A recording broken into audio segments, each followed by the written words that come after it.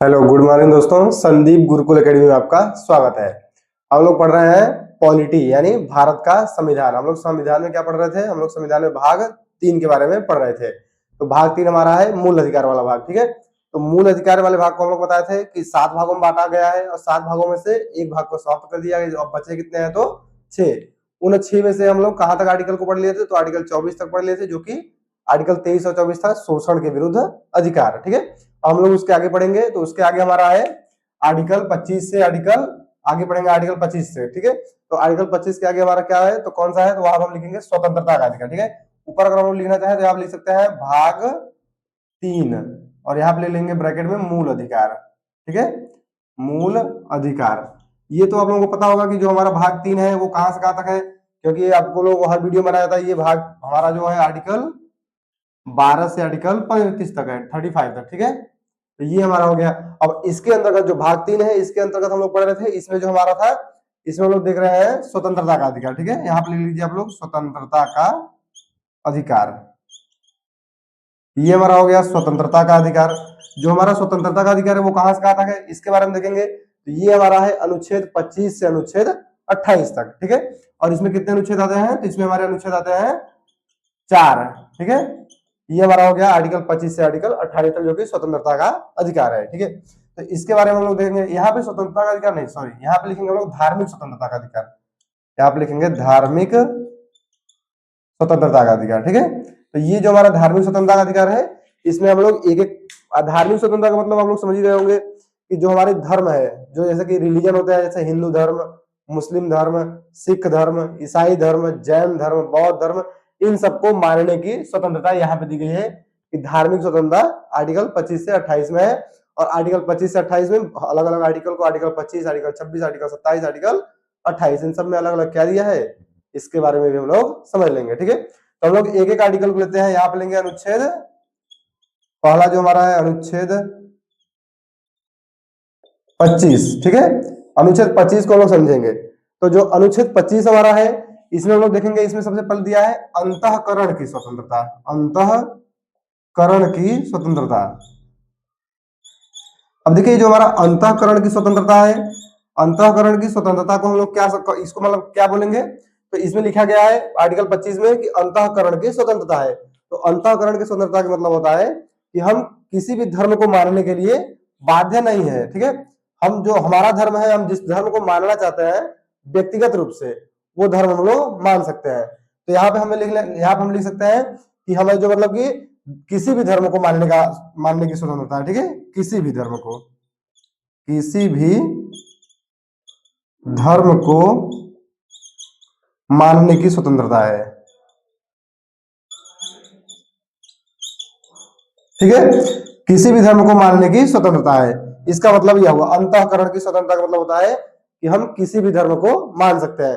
किसी भी धर्म को कोई मतलब देखिए, जो हमारा धर्म होता है, ठीक है, ये हम लोग भाग 3 में जो पढ़ रहे हैं धार्मिक स्वतंत्रता का अधिकार, जो हमारा धर्म होता है, धर्म जो है वो व्यक्तिगत अधिकार होता है। ठीक है, धर्म जो होता है वो व्यक्तिगत अधिकार होता है, न कि राज्य। राज्य किसी भी धर्म को नहीं मानता है। ठीक है, कोई भी राज्य हो, भारत में जितने भी राज्य है, राज्य धर्म से संबंधित नहीं होता है। राज्य धर्म में हस्तक्षेप नहीं कर सकता है। जो धर्म होता है वो व्यक्तिगत अधिकार होता है। तो इसमें हमारा जो है ये अनुच्छेद 25, ये हमारी जो है वो व्यक्तिगत स्वतंत्रता दी गई है इसमें, कि अंतःकरण की स्वतंत्रता जो हमारी है वो व्यक्तिगत स्वतंत्रता है। किसी भी धर्म को मानने के लिए स्वतंत्रता आपको है, तो वो व्यक्तिगत रूप से है कि हम किसी भी धर्म को मान सकते हैं। ठीक है, आप अपने परिवार वालों को बाध्य नहीं कर सकते हैं कि नहीं आप ये धर्म मानिए। हाँ, जो व्यक्ति जो भी धर्म मानना चाहता है उस धर्म को मान सकता है। ठीक है, साथ ही आप किसी भी धर्म का प्रचार प्रसार कर सकते हैं। ठीक है, इसमें हम लोग लिख सकते हैं कि धर्म का प्रचार कर सकते हैं। ठीक है, धर्म का प्रचार कर सकते हैं। प्रचार प्रसार आप लोग लिख सकते हैं ना, प्रचार प्रसार कर सकते हैं। ठीक है, इसमें हो गया धर्म का प्रचार कर सकते हैं, अंतःकरण की स्वतंत्रता है। ठीक है, और हम लोग देखें तो धर्म की स्वतंत्रता का मतलब क्या हुआ, जैसे कि इसमें अंतःकरण की स्वतंत्रता, धर्म का प्रचार करने की स्वतंत्रता, तो इसमें हम लोग कह सकते हैं कि हम लोग देखेंगे, अगर एग्जाम्पल को समझे, तो जैसे कि जो हमारे सिख होते हैं, जो सिख धर्म के व्यक्ति होते हैं, उनको आजादी दी गई है कि आप कृपाण, एक जो मतलब देखेंगे छोटा सा तलवार जैसा होता है, चाकू जैसा, तो उसको वो लोग बोलते हैं कृपाण। ठीक है, जो सिख व्यक्ति होते हैं, तो सिख व्यक्ति क्या करते हैं कि कृपाण धारण करके चलते हैं, उनको वो आजादी मिली हुई है। जो मुस्लिम महिलाएं होती हैं, मुस्लिम महिलाओं को हिजाब पहनने की आजादी होती है। देखेंगे आप लोग, मुस्लिम महिला जो होती है वो पूरा ऊपर से नीचे तक एक काले कलर का कपड़ा पहनती है, उसे हम लोग बोलते हैं, उसे वो लोग या हम लोग जो भी बोलते हैं उसे हिजाब बोलते हैं। ठीक है, तो यहाँ पर हम लोग लिख सकते हैं सिंदूर, ये यहाँ पे लिखेंगे हम लोग हिजाब पहनने की स्वतंत्रता। ठीक है, और जैसे कि देख लेंगे हम लोग हिजाब के साथ साथ अभी आप लोगों को बताएं कि कृपाण रखने की स्वतंत्रता। ठीक है, कृपाण रखने की स्वतंत्रता। ठीक है, इसके साथ हम लोग देखेंगे एक हमारा होता है जैन धर्म। ठीक है, जैन धर्म में एक हम लोग देखेंगे संथारा होता है। ठीक है, संथारा। अब देखिए ये संथारा किससे संबंधित है, तो जैन धर्म से संबंधित है। अब हम लोग देखें संथारा क्या होता है, इसके बारे में थोड़ा समझते हैं। तो संथारा जैन धर्म के व्यक्ति, जो जैन धर्म के व्यक्ति होते हैं वो संथारा करते हैं। अब संथारा क्या होता है, संथारा होता है कि किसी मतलब जो जैन धर्म के व्यक्ति होते हैं वो मुक्ति पाने के लिए, ठीक है, वो मुक्ति पाने के लिए इस मार्ग का प्रयोग करते हैं। अब संथारा में क्या करते हैं वो लोग कि संथारा करने के समय वो लोग क्या करेंगे कि जो मतलब व्यक्ति जिसको संथारा करना है वो क्या करेगा कि खाना पीना जो मतलब भोजन होता है उसका क्या करेगा, परित्याग कर देगा, मतलब वो छोड़ देगा। ठीक है, अब खाना पीना व्यक्ति छोड़ देगा तो खाना पीना अगर शरीर में नहीं जाएगा तो शरीर क्या होगा कि धीरे धीरे इसका क्षय होता रहेगा, मतलब धीरे धीरे शरीर सूखती चली जाएगी या कमजोर होती चली जाएगी, और कमजोर होने के साथ साथ क्या होगा कि व्यक्ति की मृत्यु हो जाएगी। ठीक है, और इसी भोजन छोड़ने से मृत्यु तक के समय को जैन धर्म के व्यक्ति क्या बोलते हैं, इसे संथारा बोलते हैं। ठीक है, तो संथारा जो होता है वो जैन धर्म के व्यक्तियों के लिए लाया गया है। ठीक है, अब देखिए संथारा पे कुछ विवाद हुआ करता था। ठीक है, अब संथारा विवाद क्या था, इसमें देखिए 2007 में राजस्थान हाई कोर्ट था, तो संथारा को 2007 में क्या किया कि इसे अवैध घोषित कर दिया गया। यहाँ पे कहा गया कि आर्टिकल 21 जो हमारा है, आर्टिकल 21 में हमें क्या है कि आप अपने मतलब आपको आत्महत्या करने का अधिकार नहीं है। तो यहाँ पे जो संथारा है, संथारा एक तरह से क्या था कि संथारा एक तरह से आत्महत्या को बढ़ावा देता था। तो इसमें क्या होता था कि संथारा व्यक्ति खाना पीना छोड़ के अपने आप को मारने की कोशिश कर रहा है। ठीक है, तो अपने आप को मारने के लिए क्या होता है कि आर्टिकल 21 में हमें जीवन जीने का अधिकार दिया गया है। तो आर्टिकल 21 में जीवन जीने का जो अधिकार दिया गया है उसके तहत ये जो संथारा था हमारा, उसे राजस्थान हाई कोर्ट ने क्या किया, अवैध घोषित कर दिया गया। ठीक है, तो अवैध घोषित किया, लेकिन साथ ही साथ यहाँ पे बाद में क्या किया गया कि सुप्रीम कोर्ट जो हमारा है, ठीक है, जो हमारा सुप्रीम कोर्ट है, उच्चतम न्यायालय है, उच्चतम न्यायालय ने आर्टिकल 25 की मतलब यहाँ पे कहा कि आर्टिकल 25 के तहत व्यक्ति को अपने धर्म को मानने की आजादी है। व्यक्ति अपने मतलब धर्म को मान सकता है, उसका प्रचार प्रसार कर सकता है, यहाँ लिखा गया है। तो धर्म को मानने के लिए मतलब उसे बाध्य नहीं किया ऐसा कि आप ऐसा काम नहीं कर सकते हैं। तो व्यक्ति क्या करता है कि सुप्रीम कोर्ट आर्टिकल 25 के तहत संथारा को वैध मान्यता दिया। ठीक है, इसे वैध मान्यता दिया। तो संथारा क्या हुआ कि संथारा वर्तमान समय में, ठीक है, जो संथारा है जो जैन धर्म के व्यक्तियों द्वारा किया जाता है वो वर्तमान समय में वैध है। ठीक है, इसे मतलब संथारा जैन धर्म के व्यक्ति कर सकते हैं। लेकिन 2007 में राजस्थान का जो हाई कोर्ट था उनके द्वारा ये कहा गया कि संथारा जो है वो आर्टिकल 21 है उसका मतलब कि विरोध करता है। ठीक है, आर्टिकल 21 में दिया गया है जीवन जीने का अधिकार, और जीवन जीने के अधिकार का ये विरोध करता है, इसलिए संथारा को सुप्रीम ये हाई कोर्ट ने, राजस्थान का जो हाई कोर्ट था उसने इसे अवैध मान्य मतलब करार दिया। लेकिन बाद में सुप्रीम कोर्ट जो था, सुप्रीम कोर्ट ने कहा कि संथारा आर्टिकल 25 के तहत धार्मिक स्वतंत्रता उन्हें दी गई है तो वो संथारा कर सकते हैं। ठीक है, जैसे कि कृपाण रखने का उन्हें आजादी है सिख व्यक्तियों को, सिख को, ठीक है, और इन्हें हिजाब पहनने की आजादी है मुस्लिम लड़कियों को। ठीक है, उसी तरह से हिंदुओं में देखेंगे महिलाओं के पास एक होता है कि इन्हें सिंदूर लगाने की आजादी होती है। ठीक है, सिंदूर, ठीक है, तो सिंदूर किसको मतलब मिला है, हिंदुओं को, हिंदू महिलाओं को। ठीक है, तो ये सब मतलब आजादी मिली हुई है, मतलब कि आप ऐसा काम कर सकते हैं। ठीक है, तो ये मतलब कि हो गया आर्टिकल 25 हमारा, जिसमें लिखा गया अंतःकरण की स्वतंत्रता है। अंतःकरण का मतलब हुआ किसी भी धर्म को आप मान सकते हैं, आप किसी भी अपने धर्म का, जो आपका अपना धर्म है उसका प्रचार प्रसार कर सकते हैं। अब देखिए इस आर्टिकल 25 में प्रचार प्रसार के साथ साथ आप धर्मांतरण करने की आजादी आपको इसमें नहीं दी गई है। ठीक है, इसमें आप धर्म का मतलब परिवर्तन, जैसे कि आप किसी धर्म और किसी और धर्म के हैं, आप किसी और धर्म में जाना चाहते हैं तो इसकी आजादी आपको यहाँ पे नहीं मिली है। ठीक है, तो ये आपको मतलब ध्यान रखना होगा कि धर्मांतरण का आजादी यहाँ पे नहीं है। यहाँ पे किसकी आजादी है, तो आप अपने धर्म का प्रचार प्रसार कर सकते हैं और आपको अपने धर्म को मानने की आजादी है। ठीक है, तो यहाँ पे हम ये देख लिए आर्टिकल 25 हमारा यहाँ तक हो, ठीक है। और आर्टिकल 25 में हम लोग देखना चाहेंगे, और तो आर्टिकल 25 हमारा हो गया ये संथारा, ये हाँ इतना हम लोग रखते हैं ये। और ये ध्यान दीजिएगा आप लोग कि जो हमारा आर्टिकल 25 है ये व्यक्तिगत रूप से है, ठीक है। ये किसी एक व्यक्ति के लिए या व्यक्तियों के लिए, ठीक है, किसी व्यक्ति समूह के लिए नहीं है आर्टिकल 25, ठीक है। अब आर्टिकल 25 के आगे हम लोग आर्टिकल 26 में फिर आते हैं। तो आर्टिकल 26 में देखेंगे कि इसमें क्या लिखा गया है धार्मिक स्वतंत्रता के बारे में, ठीक है। तो आर्टिकल 25 हम लोग देख लिए। आर्टिकल 25 में हमारा था अंतःकरण की स्वतंत्रता। अब हम आते हैं आर्टिकल 26 में, यहाँ पे लिखते हैं हम लोग आर्टिकल 26, ठीक है। अब आर्टिकल 26 में लोग देखेंगे कि आर्टिकल 26 जो हमारा है यहाँ पे धार्मिक कार्यों के, किसी भी धार्मिक जो कार्य हमारा होगा उसके प्रबंधन की स्वतंत्रता है, ठीक है। यहाँ पे आप लोग लिख सकते हैं धार्मिक कार्यों के प्रबंधन की स्वतंत्रता, ठीक है। अब देखिए ये जो हमारा धार्मिक कार्यों के स्वतंत्र प्रबंधन की स्वतंत्रता है, ये जो होगा वो सामूहिक रूप से होगा या समूह में होगा, ठीक है,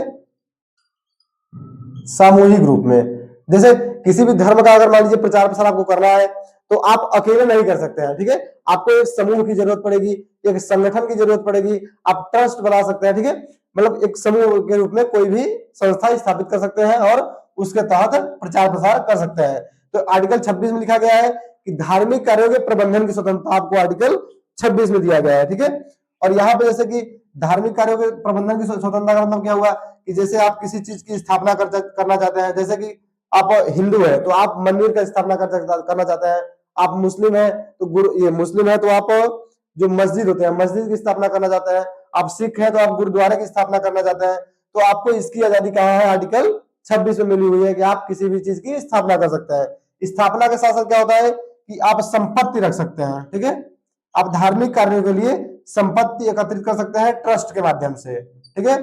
लेकिन इसका क्या होता है कभी कभी दुरुपयोग भी हो जाता है संपत्ति का, ठीक है। अभी इसको बताते हैं अगले वाले जो आर्टिकल 27 होता है उसमें क्या होता है कि संपत्ति का जो होता है वो धार्मिक कार्यों के लिए जो संपत्ति होगा उसमें कोई टैक्स नहीं लगेगा। तो उसमें क्या होता है कुछ अवैध कार्य भी उसके तहत हो जाते हैं, ठीक है। कुछ काले धन की भी वहां पे हेरा फेरी हो जाती है। तो यहाँ पे हम लोग पहले देखते हैं आर्टिकल 26। तो आर्टिकल 26 में क्या है कि आपको स्थापना किसी भी मंदिर मस्जिद गुरुद्वारा जो होते हैं उन सबके स्थापना का अधिकार है। संपत्ति आपको ट्रस्ट के द्वारा धार्मिक कार्यों के मतलब कि निर्माण के लिए या उसके बढ़ावा देने उसको बढ़ावा देने के लिए आप संपत्ति को एकत्रित कर सकते हैं, चाहे जैसे भी, चाहे ट्रस्ट के माध्यम से या लोगों के सहयोग के माध्यम से, किसी भी तरीके से आप संपत्ति को एकत्रित कर सकते हैं, ठीक है। ये हमारा हो गया संपत्ति की स्थापना। अब लेकिन हाँ इन सभी जो मतलब पैसा होगा इसको वैधानिक खर्च करेंगे इसका, ठीक है। वैधानिक खर्च का मतलब क्या हुआ, वैधानिक का मतलब क्या होता है कि जैसे आप संपत्ति जो आपके पास एकत्रित होगी उसे आप क्या करेंगे कि मतलब मंदिर निर्माण में इस्तेमाल करेंगे, आप लोगों के सहयोग के लिए इस्तेमाल करेंगे, आप अपने धर्म को बढ़ावा देने के लिए क्या करेंगे। जैसे सिख व्यक्ति क्या करते हैं वो गुरुद्वारे में क्या करते हैं कि वहां पे भोजन की व्यवस्था करते हैं। आप क्या कर सकते हैं कि जैसे कि कोई कपड़ा बंटवा सकते हैं, मतलब आप ऐसा काम करेंगे जो कि वैधानिक हो, न कि आप ऐसा काम करेंगे जो मतलब देशद्रोही काम जैसे हो गया। जैसे कि आप मान लीजिए पैसा एकत्रित किया और पैसा एकत्रित करके क्या करें कि हथियार खरीद ले ढेर सारा और अपने धर्म को बढ़ावा देने के लिए क्या करें कि हथियारों को लोगों में बांट दे। तो ये अवैध काम नहीं कर सकते आप इस संपत्ति के द्वारा, ठीक है। तो आपको ये पैसे के को वैधानिक तरीके से खर्च करना होगा, ठीक है। अब साथ ही साथ आर्टिकल 26 में हम लोग ये सब देख लिए कि प्रबंधन कर सकते हैं ये, लेकिन ये आप लोगों को पता है कि सामूहिक रूप से करेंगे, ठीक है। यहाँ लिखा है ना सामूहिक स्वतंत्रता आपको इस बात की है। अब इसी के तहत हम लोग देखेंगे कि जो हमारा आर्टिकल 26 है अब धार्मिक कार्यों के प्रबंधन की स्वतंत्रता तो देती है, साथ ही साथ अब एक हमारा मामला आया था यहाँ पे कर्नाटक में, ठीक है। कर्नाटक में केरल में था ये मामला ना, केरल का एक मामला था सबरीमाला मंदिर, सबरीमाला मंदिर वाला मामला, ठीक है। सबरीमाला मंदिर मामला में क्या है कि यहाँ पे एक मतलब जिनकी पूजा की जाती है उनका नाम है भगवान अयप्पा स्वामी, ठीक है। यहाँ पे जिनकी पूजा की जाती है इस मंदिर में सबरीमाला मंदिर में तो इन भगवान का नाम है अयप्पा स्वामी, अयप्पा स्वामी, ठीक है। और अयप्पा स्वामी जो है ये एक तरह से ब्रह्मचारी प्रकृति के हैं, ठीक है। जो अयप्पा स्वामी भगवान है जो सबरीमाला मंदिर है इसमें जिनकी मूर्ति स्थापित की गई है अयप्पा स्वामी की, ये इनकी प्रकृति जो है मतलब ये ब्रह्मचारी टाइप के आदमी है, ठीक है। ये जो ब्रह्मचारी टाइप के भगवान है, ठीक है। तो इनको क्या किया जाता था कि यहाँ पे मतलब जो केरल की केरल का मतलब यहाँ पे विधानसभा थी तो केरल के विधानसभा द्वारा, यहाँ पे आप लोग लिख लेंगे इसको कि केरल की विधानसभा केरल की विधानसभा ने एक कानून पारित किया, ठीक है, विधानसभा ने एक कानून पारित किया और उसमें कहा गया कि 10 से 50 वर्ष की महिलाएं जो होंगी, 10 वर्ष से 50 वर्ष के बीच की जो महिलाएं होंगी जिनकी उम्र 10 वर्ष से 50 वर्ष के बीच की होगी, ये व्यक्ति उस मंदिर के गर्भगृह में नहीं प्रवेश कर सकती है, ठीक है। 10 से 50 वर्ष, ठीक है, 10 से 50 वर्ष की जो महिलाएं होंगी वो अयप्पा स्वामी भगवान के जो मंदिर है उनके गर्भगृह में प्रवेश नहीं कर सकती है। आप लोग मंदिर के बारे में देखेंगे तो जो मंदिर होता है उसका जो मुख्य भाग होता है, जो केंद्र वाला भाग होता है, उसे गर्भगृह बोलते हैं, ठीक है, जहां पे भगवान की मूर्ति को स्थापित किया जाता है तो उसे गर्भगृह बोलते हैं। तो गर्भगृह में 10 से 50 वर्ष की महिलाओं को जाने के लिए इस मंदिर में मनाही थी। और इसी ये केरल का जो विधानसभा थी, इस केरल विधानसभा के जो कानून पारित किया था उस कानून को जो वहां का हाई कोर्ट था, केरल हाई कोर्ट था, उसे मान्यता दे दी गई थी। केरल हाई कोर्ट द्वारा, केरल जो हाई कोर्ट था उसे क्या गया कि इस कानून को मान्यता दे दिया गया और कहा गया कि ये बात सही है कि वहां पे मतलब कि जो मतलब भगवान अयप्पा स्वामी का मंदिर है उसके गर्भगृह में 10 से 50 वर्ष की महिलाएं उसके अंदर नहीं जा सकती है। बाद में क्या हुआ कि ये सब मामला क्या हुआ कि आया हाई सुप्रीम कोर्ट में, ठीक है। चलिए हम लोग देखते हैं, हम लोग देखें कि यहाँ पे जो हमारा ये सबरीमाला मंदिर है, यहाँ पे सुप्रीम कोर्ट द्वारा क्या कहा गया कि सुप्रीम कोर्ट द्वारा कहा गया कि आर्टिकल, ये जो अभी देख लिया आप लोग यहाँ पे देखेंगे, जो आर्टिकल हमारा आर्टिकल 15 है, यहाँ पे जो आर्टिकल 15 है, आर्टिकल 15 का इसमें उल्लंघन होता है। आर्टिकल 15 का उल्लंघन कैसे होता है, तो यहाँ पे अनुच्छेद 15 या आर्टिकल 15 का उल्लंघन होता है। आर्टिकल 15 का उल्लंघन क्या होता है, वहां आर्टिकल 15 में लिखा गया है कि सबको समानता का अधिकार है, चाहे वो महिला हो, चाहे पुरुष हो, चाहे गरीब हो, चाहे अमीर हो, चाहे किसी भी जाति का हो, किसी भी धर्म का हो, किसी भी जन्म स्थान का हो, तो उन व्यक्तियों को क्या होगा, यहाँ पे उल्लंघन होगा। तो यहाँ पे क्या हुआ कि लिंग के आधार पर क्या किया जाता था, भेदभाव किया जा रहा था, ठीक है। तो लिंग के आधार पर भेदभाव किया जा रहा था कि 10 से 50 वर्ष की महिलाएं अंदर नहीं जा सकती है, सभी पुरुष जा सकते हैं। तो सुप्रीम कोर्ट ने क्या किया कि इसे अवैध घोषित किया और कहा कि यहाँ पे महिलाएं इसके अंदर जा सकती है, ठीक है। तो ये हमारा हो गया आर्टिकल 26। आर्टिकल 26 हमारा था, ये एक हम लोग मामला देख लिए कि जो केरल के सबरीमाला मंदिर का था। इसी में हम लोग एक और मामला देख सकते हैं, इसी में हमारा एक मामला है हिजाब का मामला, ठीक है, हिजाब का मामला। हिजाब का मामला कहा था, ये कर्नाटक में देखा गया है, ठीक है। कर्नाटक हाईकोर्ट के द्वारा ये मामला क्या किया गया कि कर्नाटक हाईकोर्ट में कहा गया कि हिजाब जो है वो मतलब कि वहां पे हिजाब को क्या किया गया था कि बंद कर दिया गया था, ठीक है। हिजाब को यहाँ पे यहाँ लिख लेंगे कर्नाटक हाईकोर्ट, ठीक है। कर्नाटक हाईकोर्ट द्वारा क्या किया गया कि हिजाब में जो शिक्षण संस्थान होता है, जहाँ पे मतलब पढ़ाई, जहाँ पे मतलब शिक्षा दी जाती है, वहां पे शिक्षण संस्थानों में क्या होता था कि जो मतलब मुस्लिम महिलाएं होती थी, मुस्लिम लोग होते थे, उनको क्या करते थे कि यहाँ पे मतलब शिक्षण संस्थान में हिजाब को अलाउ किया जाए कि वहां पे महिलाएं हिजाब पहनकर वहां पे पढ़ने के लिए जा सकती हैं। लेकिन शिक्षण संस्थान में क्या होता है, आप लोग जानते हैं कि वहां पे सभी के लिए एक ड्रेस निर्धारित होता है, एक यूनिफॉर्म निर्धारित होता है, उसी को पहन के आप लोगों को कॉलेज में या स्कूल में जाना होता है। लेकिन मुस्लिम लोगों को इससे क्या था कि इससे उन लोगों को इतराज था कि हमारी जो मतलब बेटियां होती हैं वो क्या करेंगी कि मतलब बेटी बहन जो भी है, तो वो लोग क्या करते थे, मतलब वो लोग बोलते थे कि ये हिजाब पहनकर कॉलेज में स्कूल में जाएंगे, ठीक है। तो यहाँ कर्नाटक हाईकोर्ट में जब मामला गया, मतलब जो शिक्षण संस्थान थे, शिक्षण संस्थान द्वारा ये कहा गया कि मतलब यहाँ पे जो मतलब कि जो कॉलेज हमारा है, जो स्कूल हमारा है, वहां पे सभी लोगों को एक रूपता में रखने के लिए हम लोग यूनिफॉर्म का निर्धारण करते हैं, सरकार भी इसको मान्यता देती है और ये एक मतलब कि तार्किक रूप से देखा जाए तो सही भी है। तो कर्नाटक हाईकोर्ट ने क्या कहा, मतलब उसे मान्यता दी गई कि मतलब इस स्कूल में जो यूनिफॉर्म अलाउ है उसे ही पहनकर सभी महिलाएं जो मुस्लिम बच्चियां हैं वो इन्हीं को पहनकर पढ़ने आ सकता आएंगी, ठीक है।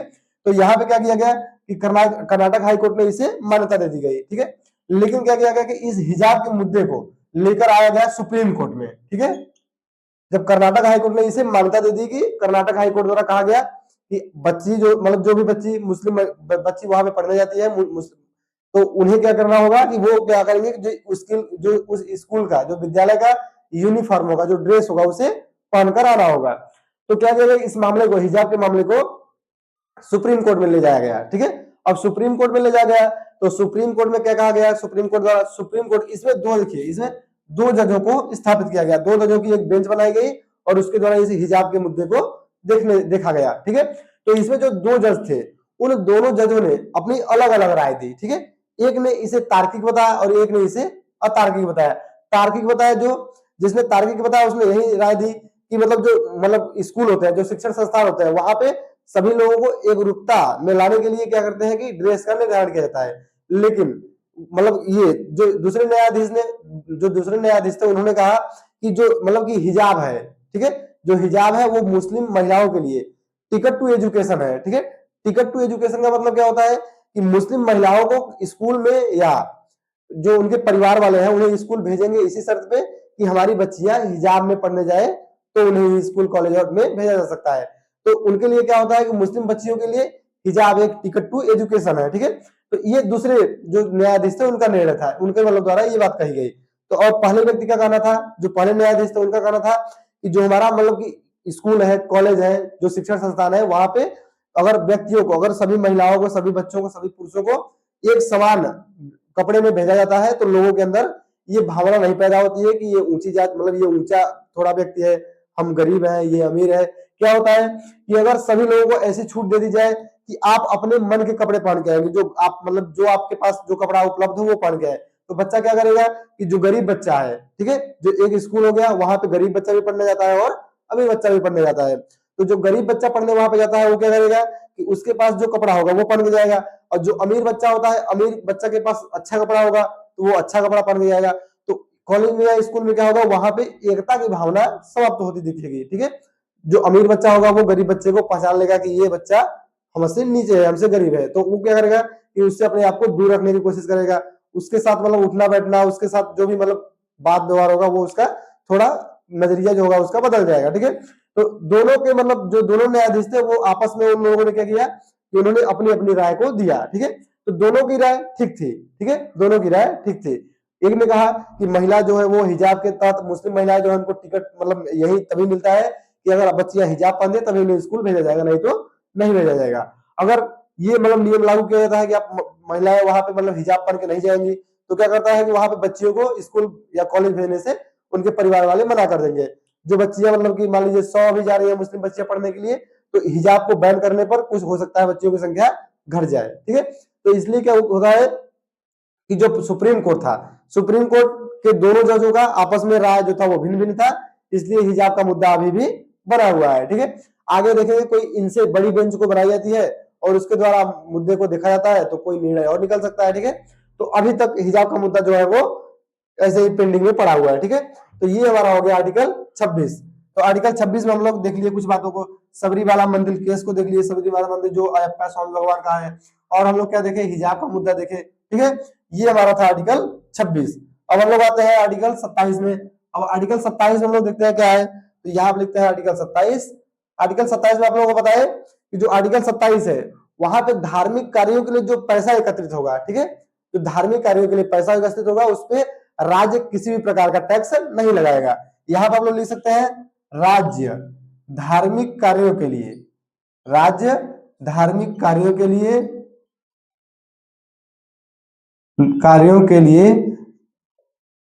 यहाँ पे संपत्ति या पैसा लिख लेंगे ना, धार्मिक कार्यों के लिए उपस्थित पैसा, प्राप्त पैसा, प्राप्त पैसे पर, यहाँ पे पैसा आप संपत्ति समझेंगे ना, पैसा जो है वो संपत्ति है, ठीक है। तो संपत्ति पर टैक्स या कर नहीं लगाएगा, ठीक है, कर यहाँ पे लिख सकते हैं टैक्स नहीं लगाएगा, ठीक है। यहाँ पे यो बार हो गया कि राज्य धार्मिक कार्यों के लिए प्राप्त पैसे पर किसी भी प्रकार का टैक्स नहीं लगा सकता है। अब टैक्स नहीं लगाने का मतलब होता है, टैक्स लगाएगा अगर तो क्या करेगा कि राज्य जो होते हैं वो धर्मों के साथ भेदभाव कर सकता है। जैसे हिंदू धर्म है उस पर ज्यादा टैक्स नहीं लगाया गया, मुस्लिम जो धर्म है उस पर ज्यादा टैक्स लगा दिया गया, सिख पे ज्यादा टैक्स लगा दिया गया या किसी पे कम लगाया गया। तो इसमें क्या होता है कि धर्मों पर भेदभाव हो सकता है, तो धर्म के साथ भेदभाव न हो इसलिए आर्टिकल 27 में लिखा गया है कि जो धार्मिक कार्यों के लिए जो पैसे एकत्रित होंगे उस पर मतलब टैक्स नहीं लगाया जाएगा। अब देखिए ये टैक्स नहीं लगाया जाएगा, इसी के कारण क्या होता है कि कुछ ऐसे मतलब कि जो मतलब मंदिर मस्जिद जो है जहां पे मतलब क्या करेंगे कि कुछ लोग करेंगे यहाँ पे कि वहां के जो मौलवी साहब होंगे या वहां के जो पुजारी पंडित होंगे उनसे मिलकर क्या करेंगे, ट्रस्ट में कुछ पैसा जमा कर देंगे और उस पैसे पर टैक्स नहीं लगेगा, ठीक है। तो क्या करते हैं कि जो व्यक्ति काला धन होता है, व्यक्तियों के द्वारा जो काला धन एकत्रित किया जाता है वो लोग क्या करते हैं कि इस मंदिर में लाके जमा कर देंगे और वहां से अपने आप को मतलब कि टैक्स देने से खुद को बचा लेंगे, ठीक है।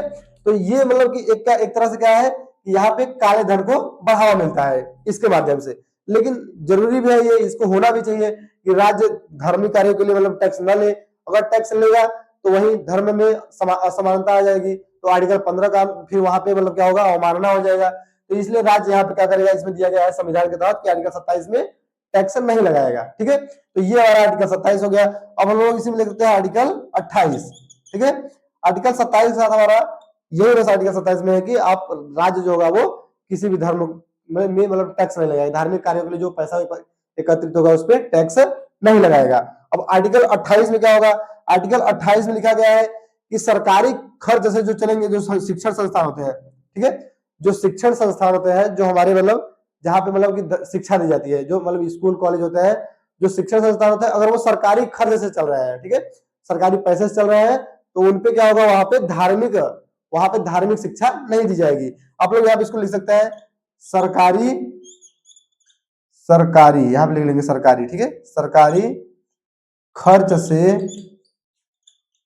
चलने वाले शिक्षण संस्थान। ठीक है, सरकारी खर्च से चलने वाले शिक्षण संस्थान। ठीक है, पर शिक्षण संस्थान में, ठीक है, शिक्षण संस्थान में धार्मिक शिक्षा नहीं दी जाएगी।